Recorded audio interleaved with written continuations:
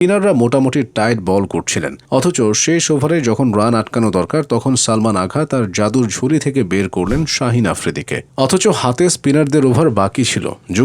যুক্তি বোধহয় এটাই ছিল যে শাহিন আমাদের বড় তারকা, ও মার খেলে শুনতে ভালো লাগবে। সে ওভারে 16 রান দিয়ে শাহিন সাহেব ভারতকে পৌঁছে দিলেন ধরাছোঁয়ার বাইরে। পাকিস্তানি দর্শকদের তখন এমন অবস্থা যে তারা হয়তো ভাবছিলেন স্টেডিয়ামের গেট খোলা থাকলে তখনই বাড়ি চলে যেতেন। 176 রানের টার্গেট আধুনিক টি-20 ক্রিকেটে খুব একটা আকাশ কুসুম নয়, কিন্তু আমরা ভুলে গিয়েছিলাম যে আমরা কার কথা বলছি। এটা তো পাকিস্তান, যাদের কাছে 2 রান চেস করাও কখনো কখনো এভারেস্ট জয়ের মতো মনে হয়। ব্যাটিংয়ের শুরু হতেই বোঝা গেল পাকিস্তানি ব্যাটারদের মধ্যে একটা অদ্ভুত তারা কাজ করছে। কিসের তারা? প্যাভিলিয়নে ফিরে গিয়ে ঠান্ডার এসিতে বসে বিরিয়ানি খাওয়ার তারা।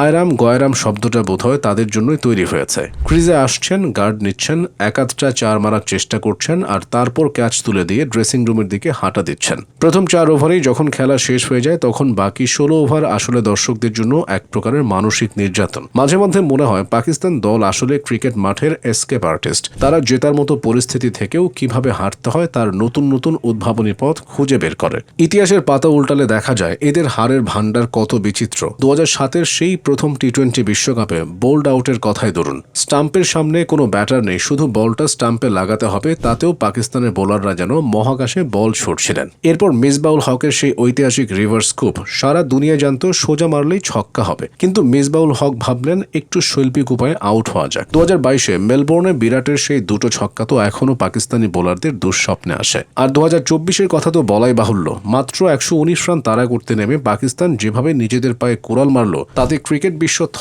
হয়ে গিয়েছিল।